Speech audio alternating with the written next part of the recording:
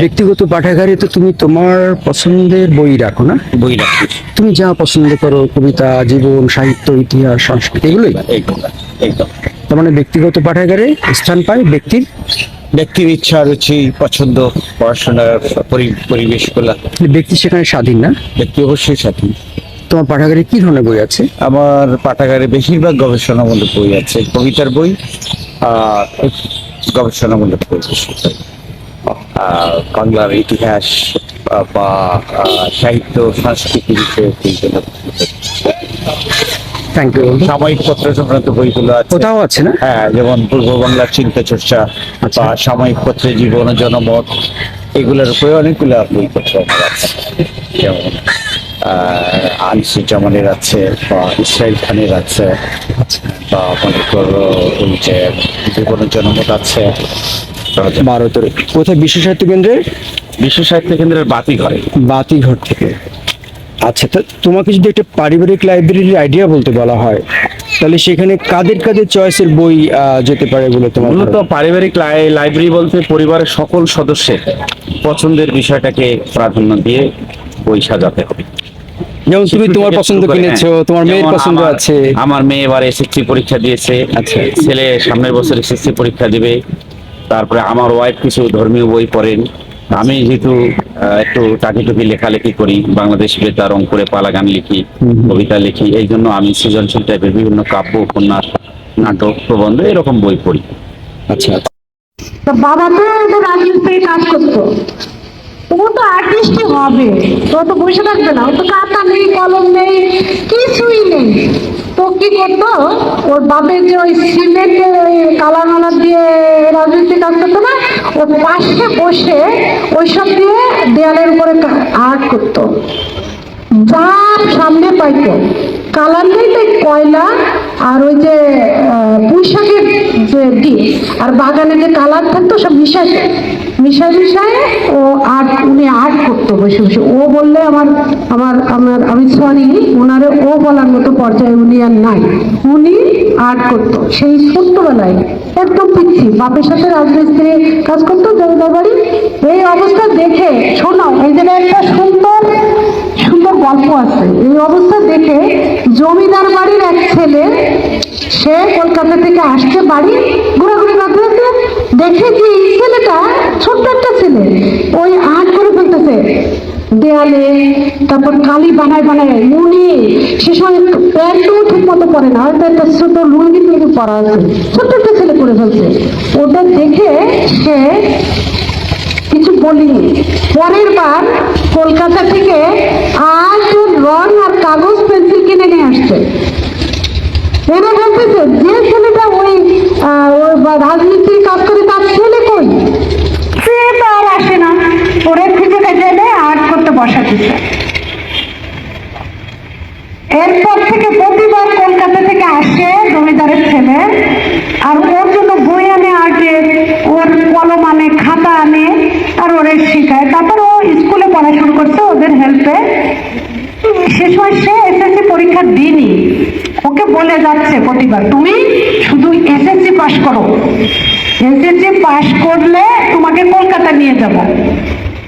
তো ও কি করছে, উনি যে সময় এই লাইন করে দাঁড়াইতেছে, কলকাতা বিশ্ববিদ্যালয়ের ভাইস চ্যান্সেলরের ছেলে আসছে একটা সম্মেলনে নড়াইল ভিক্টোরিয়া কলেজে। তো উনি তো এই লাইনে দাঁড়ানো, উনি করছে কি, একটা কাগজ কলম নিয়ে ওই ভদ্রলোকের ছবি এঁকে ফেলছে। আঁকার পরে ওই যে সময় লাইনের কাছে আসছে সে সময় দিয়ে দিয়েছে হাতে। দেখো অপরচুনিটি কিভাবে নিতে হয়। ধরো আমরা এখানে আসছি, তোমরা কোনো একটা দরকার, আমরা অনেক স্কুলে গেছি, প্রথমে আমার কাছে এসে চলে আসছে, আপনার সাথে কিভাবে যোগাযোগ করা যাবে? কারণ ওই অপরচুনিটিটা নিতে চায়। তারপরে ওই ছবিটা দেওয়ার পরে, আরে এই ছবি এঁকে ফেলতে, আমার ছবি, একজন মানুষ তার ছবি এঁকে ফেলতে, তার অবস্থা বুঝো। এখন 9-এ পড়ে, 9-এ 10-এ পরীক্ষা দেবে, মা নাই, সৎ মা খাবার দেয় না।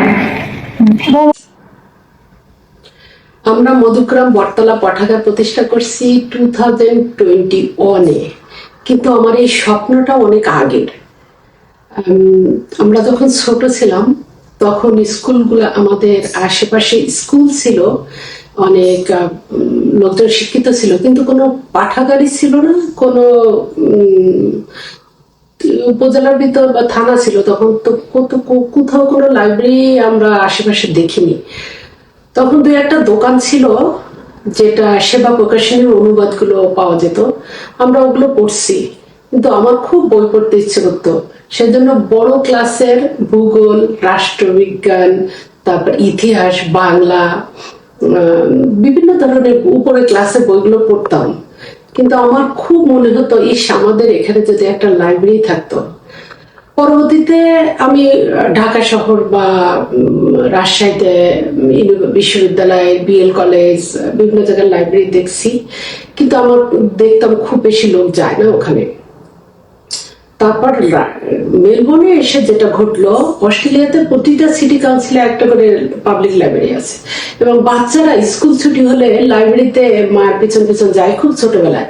এবং পরবর্তীতে দেখছি যে স্কুল হলিডের সময় ওরা ব্যাগ ভরে ভরে বই নিয়ে চলে যায় এবং পড়ে আবার জমা দেয়। আমি অস্ট্রেলিয়ার বিভিন্ন লাইব্রেরিগুলোতে গেছি, এবং লাইব্রেরিগুলো একটার সাথে আর একটা লিঙ্ক, একখান থেকে বই নিয়ে আর একটা লাইব্রেরিতে জমা দেওয়া যায়। তো আমার মনে হলো যে আমাদের এলাকায় যেহেতু আমরা ছোটবেলায় লাইব্রেরি পাইনি, তো একটা লাইব্রেরি করব। তো কিভাবে করব? লাইব্রেরি করাটা ডিফিকাল্ট একদিকে, আবার সহজ বলা যায়। এলাকার কিছু আমার জুনিয়র ভাই বোন, ওদের সাথে আলাপ করলাম।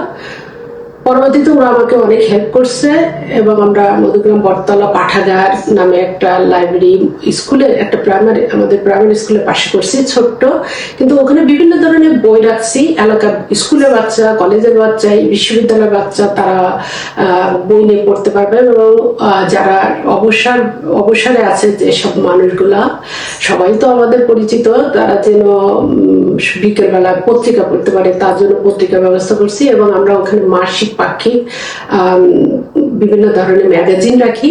সেই ম্যাগাজিনগুলো আমরা সংগ্রহ করে রাখি সারা বছর, এবং বছর শেষে বিভিন্ন স্কুলগুলোতে ওরা প্রতিযোগিতা করে ওই ম্যাগাজিনগুলো দিয়ে থাকি। এর ভিতর আছে কিশোর আলো, বিজ্ঞান চিন্তা। আর যে কাজটা করছি লাইব্রেরি থেকে, সেটা হলো ইংলিশ ক্লাসিক যে স্টোরিগুলো, সেগুলো আমরা পুরস্কার হিসেবে ভালো ভালো স্কুলে ফার্স্ট, সেকেন্ড, থার্ডকে দিয়ে থাকছি, যাতে তারা ভবিষ্যতে বিভিন্ন ক্লাসিক বই, বিভিন্ন বিশ্ব ক্লাসিক যেগুলো, সেগুলো সম্পর্কে জানতে পারে। পরবর্তীতে তাদের উৎসাহ, মানে কৌতূহল তৈরি হয়, এবং তারা খুঁজে বের করবে। আর এই লাইব্রেরির সৌজন্যে আমরা বিভিন্ন ধরনের কুইজ প্রতিযোগিতা এবং বিভিন্ন স্কুলগুলোতে মোটিভেশন ব্যবস্থা করছি, এবং প্রতি শুক্রবারে ইংলিশ ক্লাস হয়ে থাকে। এবং আমার ধারণা একদিন এই এলাকার বিশাল পরিবর্তন আসবে এই ছোট্ট লাইব্রেরি কেন্দ্রিক। আমরা বড় করার চেষ্টা করছি, দেখি কি হয়, আমরা চেষ্টা করে যাব। আর আমি যদি বেঁচেও না থাকি, তাহলে পরবর্তীতে আমার পরবর্তী প্রজন্ম, আমাদের ছোট ভাই, তাদের ছেলে মেয়েরা অলরেডি এটার ব্যাপারে ইন্টারেস্টেড হয়ে গেছে। আমাদের বাচ্চাদের লিখিত যেসব এসে লিখি, আমরা ওদের প্রতিযোগিতা করি, ওরা লিখছে যে আমরা পরবর্তীতে লাইব্রেরি করবো, এ করবো, ও করবো। আশা করছি এটা একটা বিশাল ইম্প্যাক্ট হবে এলাকার।